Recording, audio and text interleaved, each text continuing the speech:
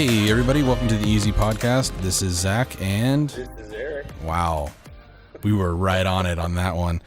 Thank you guys for listening. This is episode 3 of the Easy Podcast. Should be 5. Well, we are a couple weeks behind, yes, and we're going to get to that.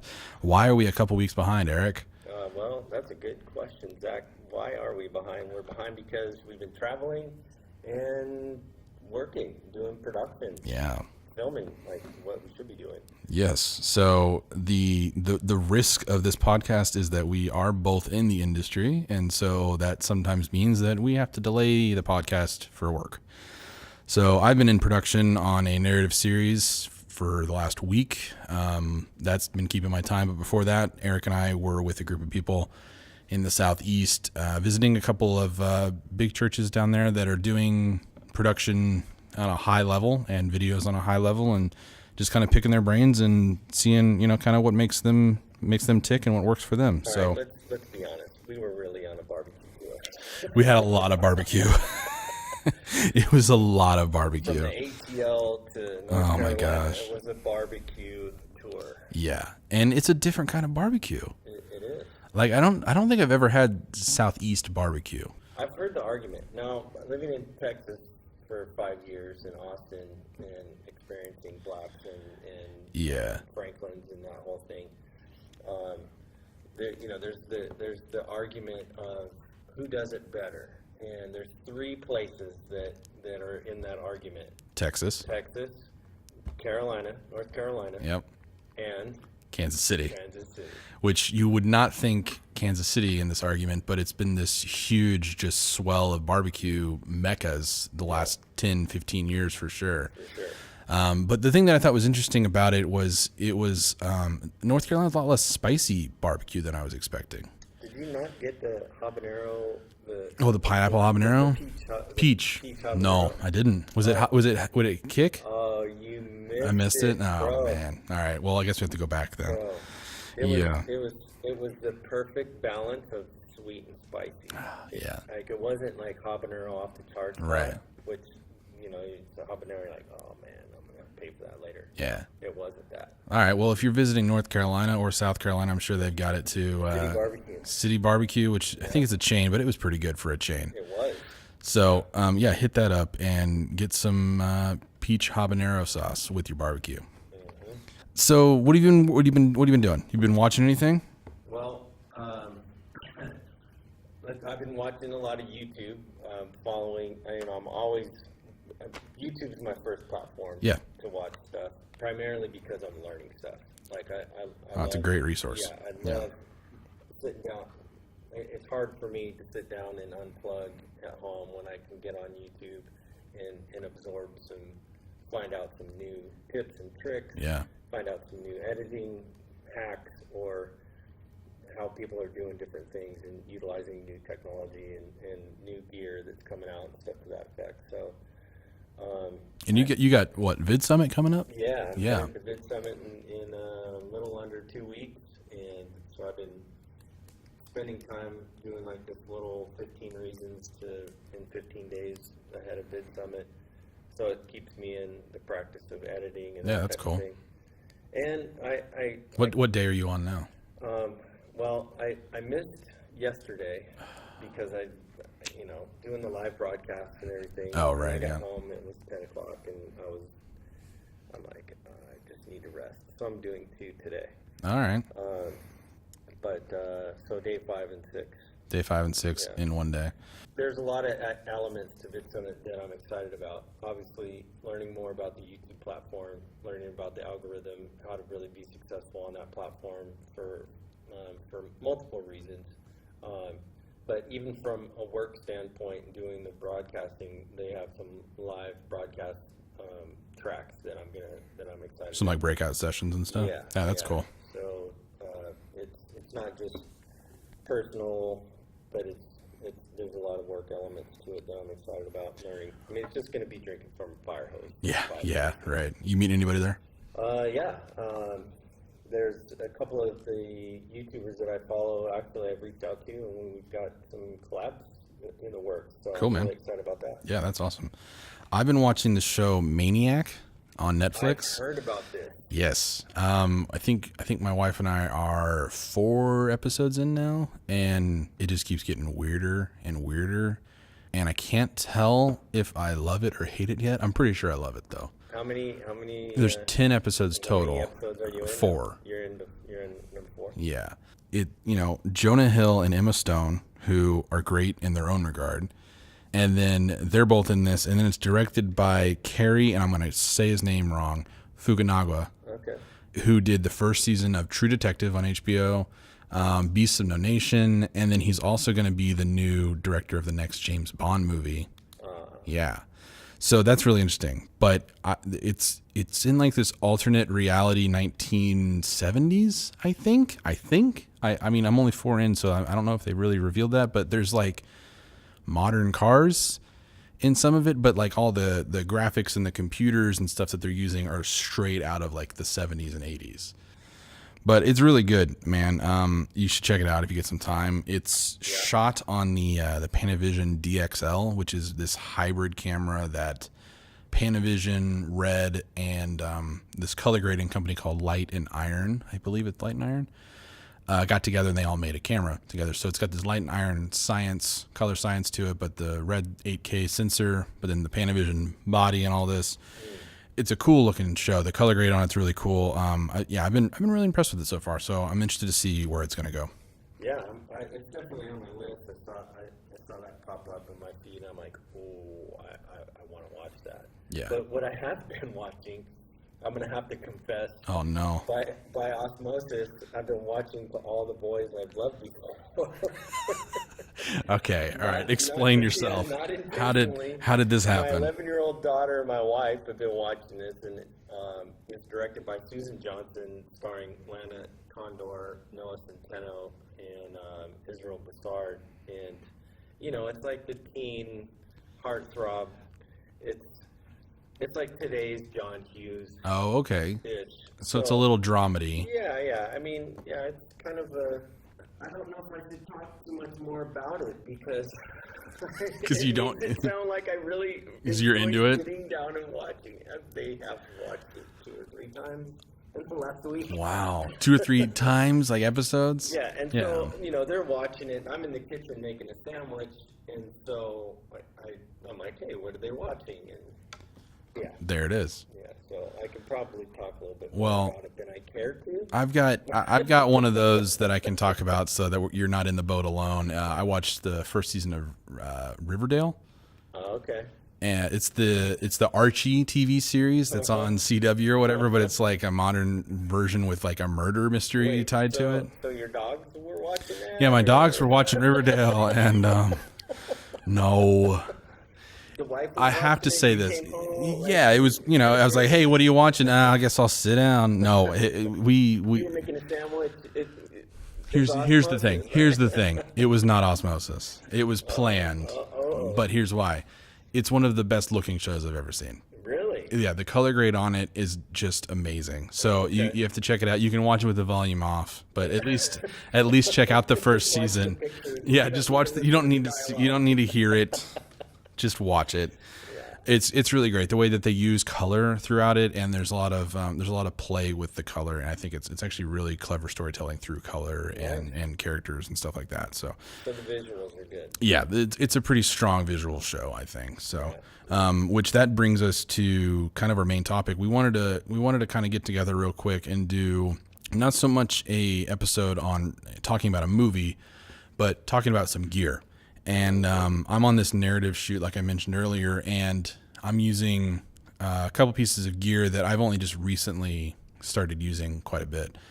And one of them is the Quasar Science Q LED lights. And these are basically kind of like KinoFlow tubes, but they're LED, and they've got a really nice soft output to them. And you can get, they're like $260. They're so cheap. Yeah. And the ones that we have are dimmable and bi-color, so you can go all the way from I think it's 2000 Kelvin all the way up to 6500 Kelvin. Yeah. So it's pretty awesome. They're flicker free, and they don't weigh a whole lot. Well, it's funny you mentioned the Tiffen because there's a Reddit thread and a bunch of YouTube videos about retrofitting the keynotes. Yeah, I've seen people do this. Quasars. Mm-hmm. Yeah, which is really cool. Yeah, they're using the barn doors and all the housings and stuff from the keynotes. But man, I really like these lights. I've been lighting almost exclusively in this narrative series with them. We have, I think we have 6 4-footers and then 1 2-footer, and we've kind of been using the 2-footer sparingly. But these 6-footers, I mean, I was lighting a house party scene, and we had 2 2-footers set to, I mean, it was probably like 2,500 Kelvin, so they were real warm. And they were our key in this house. And we had a few other colored LEDs around the house to kind of give like that party vibe. But for the most part, we were just moving these 2 Quasar tubes around as our key the whole night with the sheet of diffusion in front of it, about 3 feet away from the light. And it was just giving a great natural look to everything that we were doing. And then it was like, okay, well, we got to go and shoot this other section that's just supposed to be just house lights. Okay, change the Kelvin and roll. Like, it was so nice. You're not messing with CTO, CTB, which if you're unfamiliar with CTO and CTB, it's color temperature orange, color temperature blue. You put them on lights to make them different. Yep. CRI. But I've really liked them. CRI has nothing to do with gels, man. Don't quit throwing out letters. I caught that. Don't. Yeah. It makes me.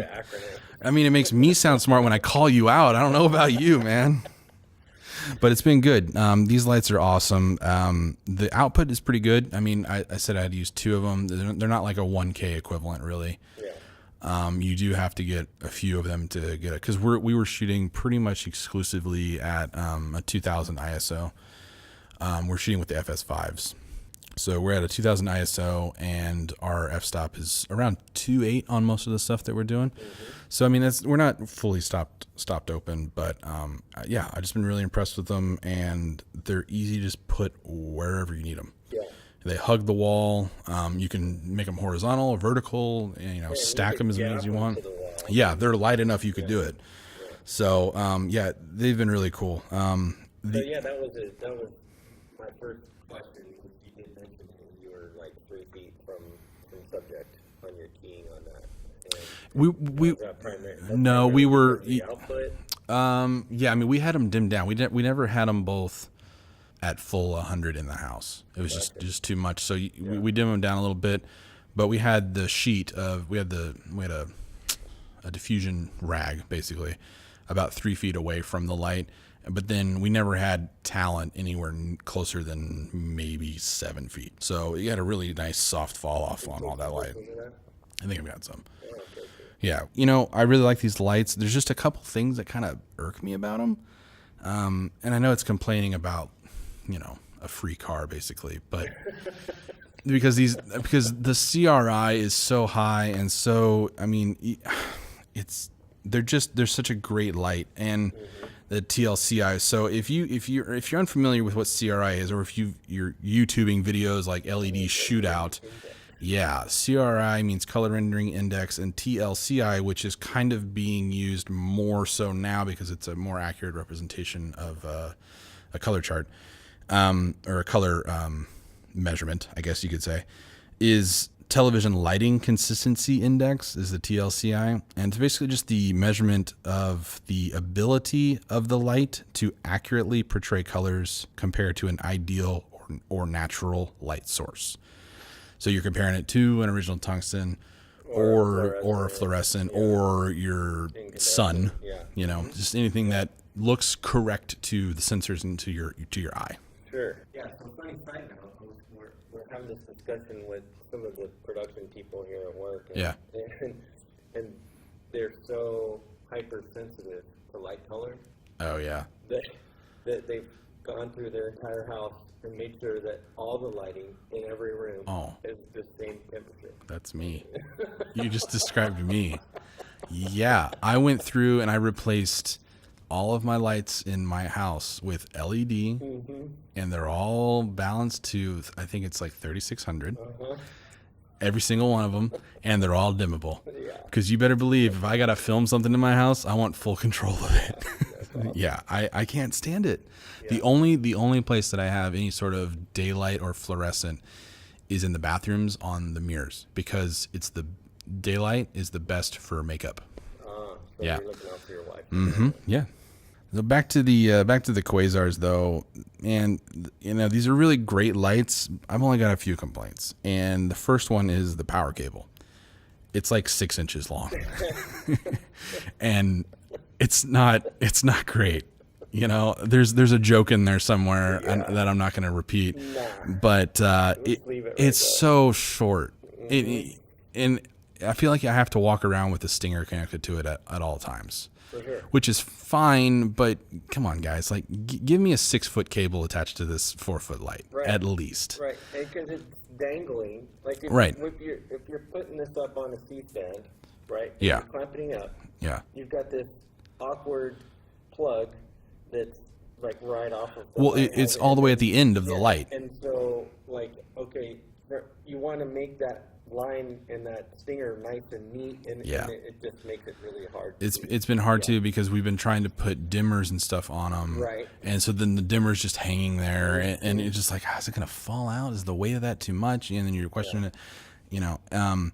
That's such a small complaint, but still, like, just put a 6-foot cable on there. Yeah, just do it, man. That was my first thing too. The first time I used it, I'm like, it would be really nice to have like a 6-foot lead on this. I know. On this cable. Yeah. And earlier, I'll go back to that, because I mentioned the dimmer. They're not in-unit dimmable. They're dimmable, but they don't have dimmers in the actual unit themselves. You have to attach it. Right. It's just the temperature. Yeah. So then my next complaint is going to be the battery option, and there isn't one. So there's not a way to go like to a V mount or a gold mount on these. It's just an Edison. They do sell a lithium ion version, but it's internal battery only, and so you can't. And again, you cannot connect it to an external battery source. So once that light's dead, you got to plug it in. Yeah. So I would like to see just give me a 6-foot cable, and then give me also maybe a D tap or something that goes from that all the way, another 4-foot cable for that. But I mean, those are two really small complaints for how good of a light this is. Well, yeah, especially, so I have a top 10 lens. Let's hear it. LED.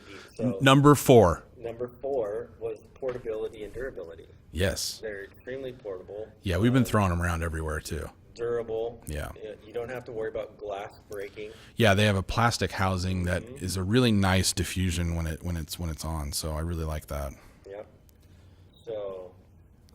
Give me number 3. Number 3, it's safer. Than? It's safer just in general. Why? Because it doesn't get hot, so you're not going to get burned. I'm actually gonna clap back on that one. Okay. These get really hot. Really? Yeah. Maybe I haven't used it long enough. Yeah. We had a couple of scenes where we needed it to be at 100, and we had the 2-footer, and we were using it as a overhead light to represent like a patio light, and we had that 2-footer at 100%. And for how long? Probably 45 minutes. Okay. Okay. And it was hot to touch, because the way the housing is, it's plastic on the front, and then it's a metal sheathing on the back. Right. And I mean, it was hot. It was really hot. So the back was hot. Yeah, the back metal pieces is hot. Yeah, you can still get burned on it. I don't know about burned. It's not like grabbing a tungsten. Right. You're not grabbing an area and then it's like a 650. Yeah. Been on for 20 minutes. I mean, you wouldn't want to hold it, but at the same time, it's nowhere near like what it used to be. Exactly. But it was just really surprising, because we have these other 1x1 LEDs that I'm not a huge fan of, but they don't get very hot at all. Yeah. So it's just interesting to see on a long period of time, the 2-footer. I don't know if maybe the 2-footer just doesn't have enough room for air circulation in it, because it's a smaller unit. Right. It got really hot. It isn't dissipated over a longer space. Right. Like Yeah. That, yeah. So. Yeah, that's interesting, because my experience, I've only used them for maybe 10 units at the most at one time. And it's rare that we have them at 100% Right. Yeah. intensity also. So. But that's good to know. Yeah. So be careful out there, kids. All right. Number 7. Number 7 was the dimming capability. Yes. It is really nice to have that. Yeah. I mean, you get a nice, even light on that dim. Okay, 10. Number 10 was zero UV emission. This is a big one, actually. Yeah. This has been really good for, and this goes back to the CRI stuff, because it's not frying, not in the literal sense, but frying our camera sensors. Yeah. It's appealing to skin tones and everything like that. I really like this. Yeah. All right, number 2. Number 2 was 2 to 4 times the lifespan of fluorescent, the metal halide, or sodium vapor. 40 times the lifespan of an incandescent. So 40 times. That's significant. It is. I mean, especially if you're thinking about budget. Right. So budget is a huge line item when you're doing production, and if you're going to get 40 times the use out of the light going this route versus the other, that line item alone is enough to justify whatever the cost is. Yeah. It's also been good to, talking about line items, it's been good to not have to bring out separate diffusion every single time we need these. There is other times that we do want to make it softer, but for the most part, if you get it far enough away, it's a pretty soft image. So that's been really good. Okay, what's number 9? Let's see. So number 9 is it works well in varying environments, meaning that light's going to work well when it's cold. Yes. Like sub 32 degrees. Yeah. Like it's below freezing. The light's still going to work. I guess I should. Yeah. It's 110 out in the desert where we live. Right. Which we just did this amazing shoot last week. That's true. Yeah, we did a few music videos out in the desert, and we had 6 of these on light poles, just out there for 4.5 hours at 100%, I think. Yeah, and it just worked. Yeah, they didn't give us any issues. It had rained earlier that day too, and super humid. Yeah, it was gnarly. That was a really rough condition. I guess I should have prefaced my earlier comment about it getting warm, that I was shooting outside with it in Arizona at 105 degrees. So that could have had something to do with it. Maybe a little bit. Yeah. But just one of those things. Yep. Okay, number 6. Number 6, 180 degree directional spread versus 360. Yeah, this is actually a big one to me, because I don't always want the light bouncing off the wall. I want it pretty directional for the most part. Now, this is not a directional light by any means. Right. It's definitely more of a flood than a spot. But man, yeah, it's really good to not have to worry about spillover coming out anywhere that you don't really want it. So good note. All right. Controlling that, it's easier. Yeah, I don't have to bring out extra flags and stuff for the lights. Yeah, it's really good. Yep. All right, number 8. Number 8, it's environmentally safe, right? You get a fluorescent, and that thing breaks. Yeah. Or mercury everywhere. Yeah. They still have mercury in them, I think. I don't know. But anyways, stuff that's not good for you. Yeah, that's for sure. But yeah, I mean, environmentally safe, the carbon footprint, the lower power that it uses, which kind of goes into number 1. So. Well, don't spoil it, man. Hang on, we got one left before that. Yeah. But yeah, I mean, environmentalists love this light. Yeah, we were running off of, I think, 3 outlets for the music video shoot, and we had 6 of these and a bunch of LED bulbs, China balls. Yeah, it's great. I mean, we were barely pulling any power out of that at all. So it was it's an impressive time that we live in with LED. I just love it. It's great. We didn't really need the 2 big power generators that we had. No, but we had them just in case we needed them. Yeah. That's for sure. Yeah.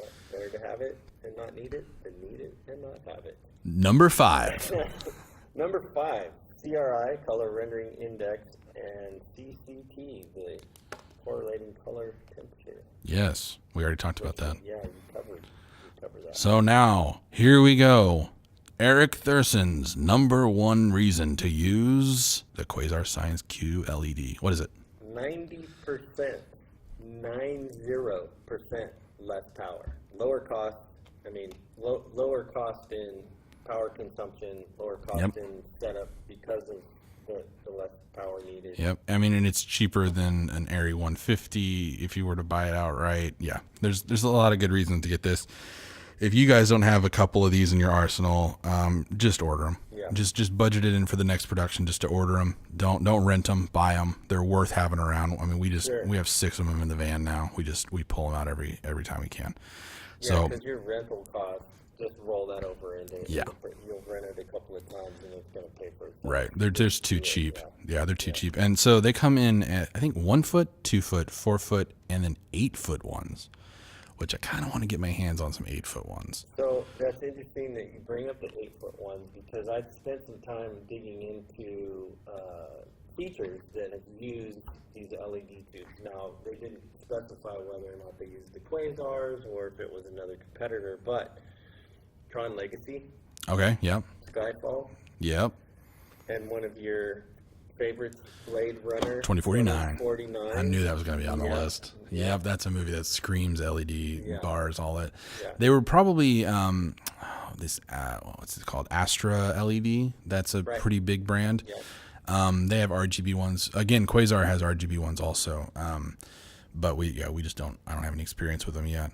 But yeah, the Astra LEDs are pretty awesome too. You can control them with your phone, and I think maybe the Quasar RGBs are also controllable with the phone. But Yeah, I saw an app or a video about an app for that. yeah. And then Digital Sputnik also has the Right. Voyager. Digital Sputnik was another one. Yeah. Digital Sputnik's huge. I mean, those DS1s and DS6s, which are basically just 6 DS1s put together, they're being used on everything now. Yeah. I think I even saw them in like as a prop for the Glass movie, the M. Night Shyamalan Oh, yeah. movie that's coming out. Yeah, they're using them as a prop in that, so they're on camera.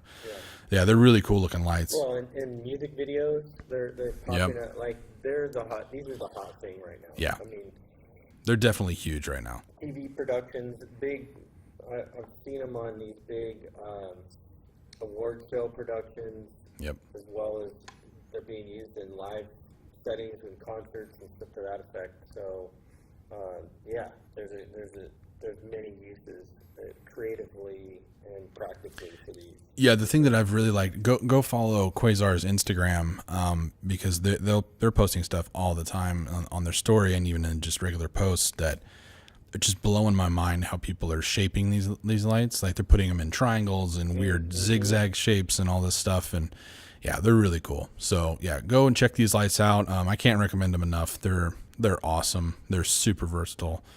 I was lighting a whole hallway in a high school with them yesterday. So Yeah, I saw a little bit of that footage. yeah, It was butter. it's cool. Yeah. They're really cool. But that brings me to the next thing that makes my current latest footage butter. And Erik is holding them right now. Oh, that came out wrong. Erik, let me clarify. Erik is holding a lens filter. Yes. What is this lens filter called, Erik? It's the Tiffen Black Pro-Mist, Yeah. and it's got little black specks in it, which you're like, wait, why would I want to put what? Yeah. What the what? So Tiffen came out with these. I should have done some more research. I'm not really for sure if they were the first ones to come out with them or not. In the Black Pro-Mist version. Pro-Mist has been around for a really long time, and I think since like the 80s. And they started off as like matte box filters and filters that you put in front of your lens for beauty photography and stuff.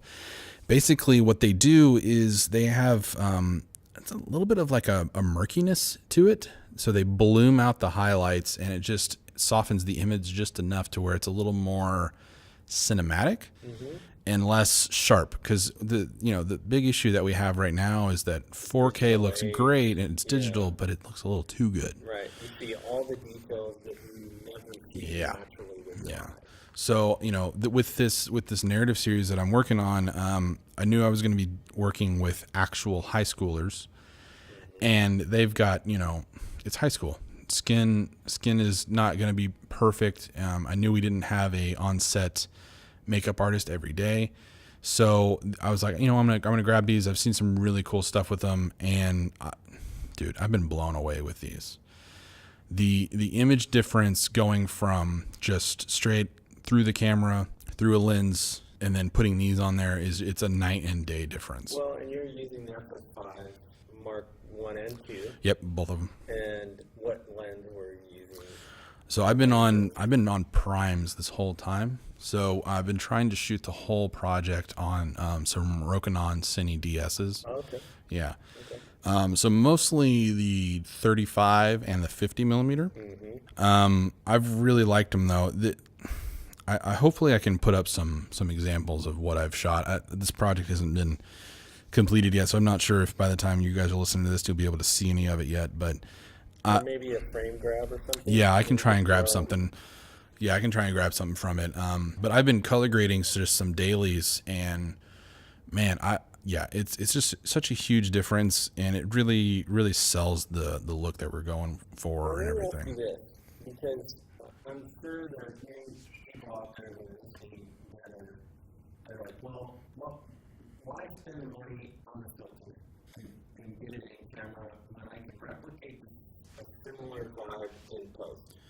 Yeah, and that's actually a really good point, because I didn't have these the first day that we were shooting. We were shooting a bedroom scene, and I knew that I wasn't going to have these for that shoot. They weren't going to come in time, and so I started looking through the internet on some forums and stuff to see if you could replicate the look in post. And I came across a Creative Cow article, and they're pretty great for post-production articles and forum posts and stuff like that. And yeah, it is possible to replicate close enough to where it would match the rest of my footage in post. But there's just something about naturally grabbing those highlights and that bloom and that softness before it's put onto a memory card. Yep. Because once it's on a memory card, that's the only data that you have. Right. And it's hard to, you don't have 100%, really 100% of the data in post-production as you do as it's coming into the camera. So I really like getting the organicness and the naturalness of using the filters on set as opposed to in post-production. That being said, I got a really good post-production look out of this to match the rest of the stuff. So it is doable. Yeah, and that's kind of that's an industry joke, right? I mean, I even have a T-shirt that says "Keep calm, assistant close." Right. But even in not just in film, but in photography as well, like that's a big thing. That whole philosophy of I'll shoot raw, or I'll shoot S-Log, or I'll shoot flat profile, and I'll do my magic in post. Whereas if you spend the time to shoot it right on the front end, right? Like if you spend the time to tweak the lights, spend the time to get your right exposure, spend the time to dial it all in, using filters, using whatever that you need to use, that's going to save you a ton of post-production. Yeah, because the back end is a lot more expensive than the front end, sure, especially in timing. Because we were on set for, I think it was 4 days and 14, maybe 15 hours each day, and the editing on that's going to take 3 times that much long, that much time. So it was really important for me, and I knew the look that I wanted going into it, to just get that look. The crew was on board with it. Director was on board with it. So it was really important for me to say, hey, this is the look I want to go with, and then sticking to that look. And then, in post, you're stuck with it, sure, but that was the look I wanted. Right. That was the intent from the beginning. That was the intent from the beginning, and we were all for it. And I think it looks just killer. I don't want to pat myself on the back too much, but it was really good. It was a really good exercise on this, and a really good first experience with these lenses. I think I'm going to buy some more. So yeah, these filters come in different intensities. So I had watched some videos on YouTube. Here we go again. And there wasn't a whole lot of examples online of like the lower ones, like the 1/8 and the 1/4 intensity. There's a lot of 1s and 2s. The 2 was, to me, way too extreme. It was blooming out just any sort of light that hit it. It just looked like you had Vaseline smeared all over the front of the lens, which is a common thing that people, technique, right? It is actually a technique. Not a whole lot of people, I don't think a whole lot of people do it anymore, but these filters are kind of replacing that. But so I wanted to kind of play it safe to where I knew if I needed to up it, I could up it in post, especially after my first test run. And so I got these filters in a 1/8 and a 1/4, and I ended up falling in love with the 1/4. So the 1/4, is the one that I've used almost exclusively on every single shot. And you're saying the 1/2 is too much. Well, I couldn't find anything about the 1/2 online really. Nobody really had any examples. Mostly they were 1/4 and then 1 and 2. I think it even comes in a 3, which seems just insane to me.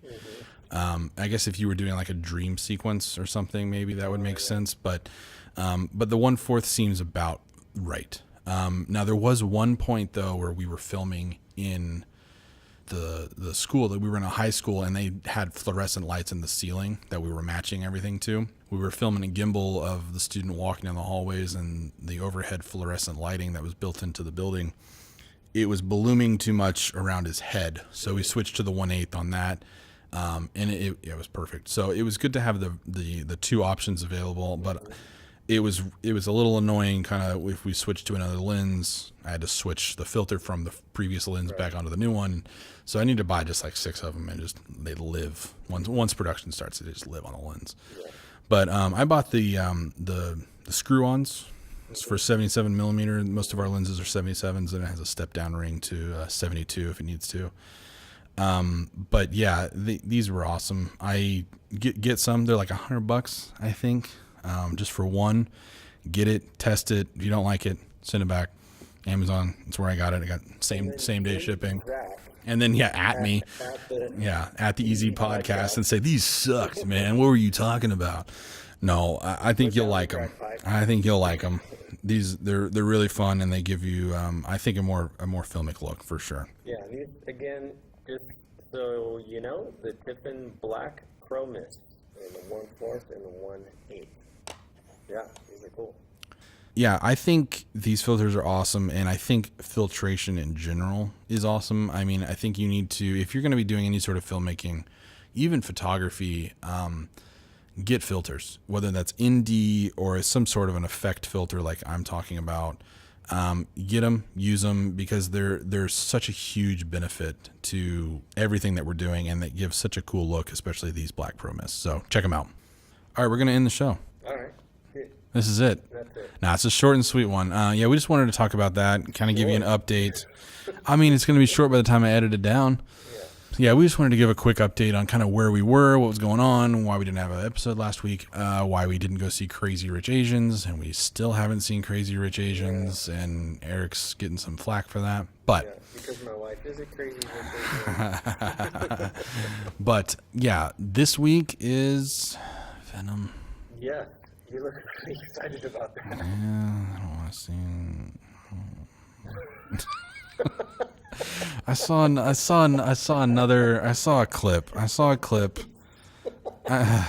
a clip where he grabbed a police officer, like a SWAT police officer, and then using him used by the foot to knock people around, kind of like Hulk smash. Yeah. I saw that. Here's my fundamental problem with Venom. But here's my first. Marvel. He's a Marvel villain. Who? Venom? Venom. Is sure. He's a Marvel villain. Here's my problem with this iteration of Venom, and it goes back to the Tobey Maguire Venom also. Sony. That's one of them. Don't at me, Sony. You guys don't know what you're doing. No, my problem with Venom is that it's not R, and it's PG-13. Is it really? Yeah. So I did not notice the whole time that he's ripping into those police officers, I was totally expecting him to just bite somebody's head off or rip a dude in half. Never happened. For sure. Yeah, because that's what he would do in the comics. Yeah, he's crazy. absolutely. Here's the other thing that bothers me about it. There's no Spider-Man. Venom does not exist without Spider-Man. So how are you going to have a Venom movie without Spider-Man? He doesn't even have the Spider-Man, like the Venom logo on his chest, because this is in a different universe. Well, yeah, because it's the symbiote, like the whole how he gets to that point is a little. But the symbiote goes to Spider-Man first. Sure. Like that's the whole thing, and then Eddie Brock. This is how Venom has all the Spider-Man. Yeah, I don't like it. It's whatever, man. I guess I have to see it, but yeah, I know. I'm listeners are really excited for me to talk about Venom. I'm sure. No, fair enough. That's fair. I did not realize that the rating was a PG-13. It's PG-13. I did not. Which in this universe of I mean, not cinematic universe, but in this world that we live in now, where Deadpool and Deadpool 2 are coming out, and and they're making money, there is zero reason for the Venom movie to not be R to get that character done correctly. Well, and so let's unpack that just a tad. Yep. Deadpool was done by who? Fox, which we go back to our last episode where R.I.P. Fox. And Fox has not been afraid to do that in the past. No. Where Sony is walked that line very delicately. Yeah, and I don't think. Traditionally. Yeah, I don't think Sony's had a whole lot of hard R anything. I mean, they have some comedy movies that are R. I'm sure I can't. None of them come to mind right now that are any good, but they've done it. Anyway, I'm being very dramatic about Sony, but I have an issue with them. They've messed up quite a few things. I haven't been a fan of them for a while, but I mean, obviously, making it a PG-13 is a business decision by the studio. Here's the thing: I think it's a business decision to make more money later. I don't think it's a business decision to get more people in the seats in the theaters. I think it's a business decision for them to double dip.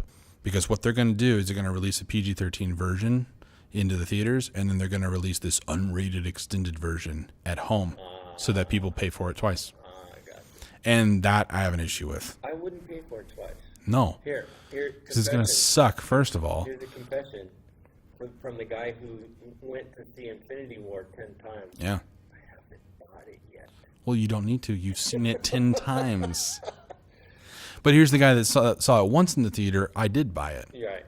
So there's two different schools of thought but there. But you're gonna watch it, and I've seen a lot of the behind the scenes stuff on YouTube. Yeah. People's released it, so I don't feel like I've missed out. Yeah. But that's interesting. That's an interesting because at the end of the day, it's a business, right? Yep. Which is sad. I know that they're making decisions for that for the bottom line, but I think I think creatively it's stifling. And they've looked at what has Marvel done successfully? What were those? You've got Ragnarok, which was PG-13, Infinity War, which is PG-13. These Black Panther PG.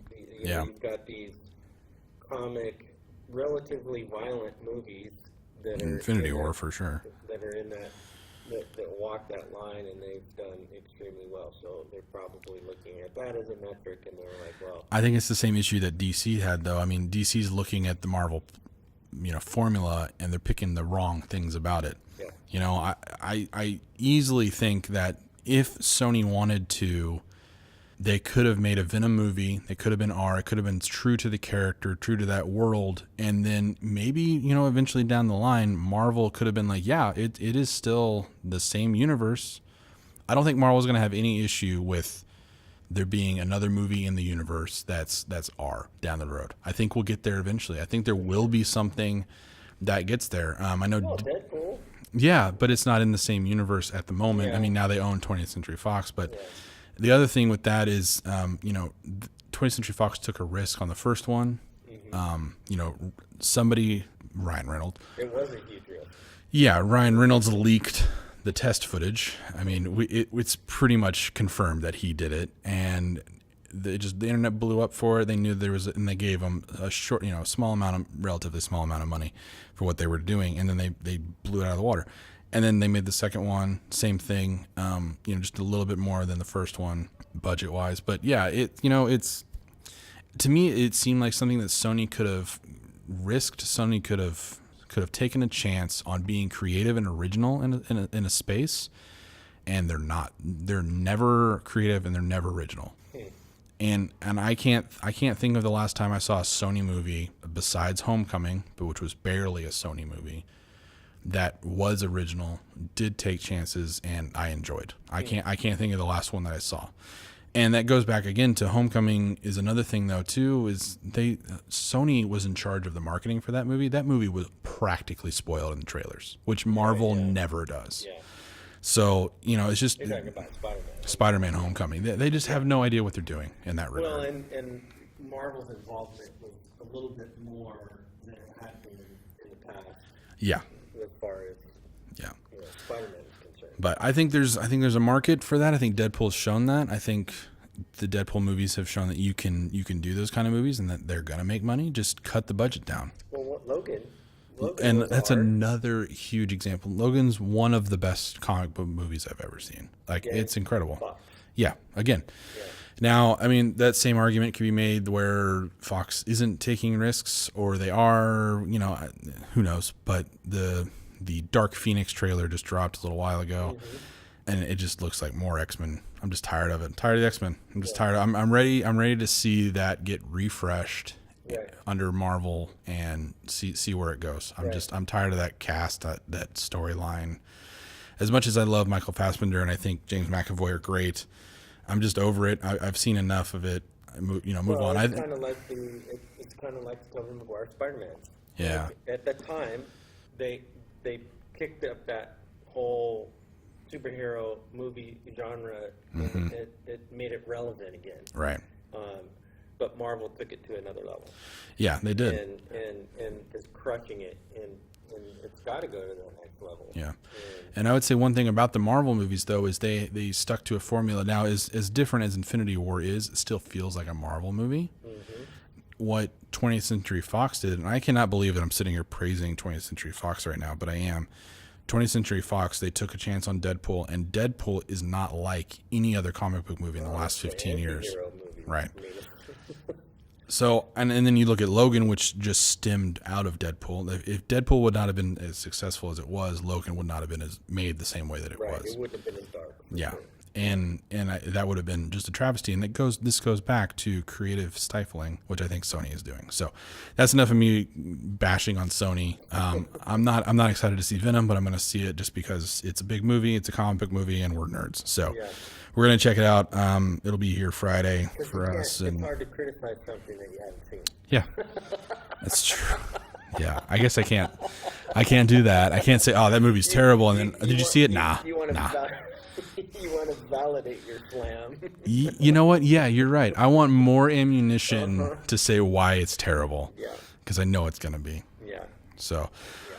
Yeah, so that's going to be a wrap, and we're going to go check out Venom this week. Zach is super excited. I'm not. And but you can catch us on TuneIn, SoundCloud, Google Play, iTunes, YouTube, coming to Spotify soon. Hopefully. Those guys taking forever. Yep. But then we're on social media, Twitter and Instagram at The Easy Podcast. And then you can find us on YouTube at The Easy Podcast Show. So thank you guys. We'll catch you next time. Bye.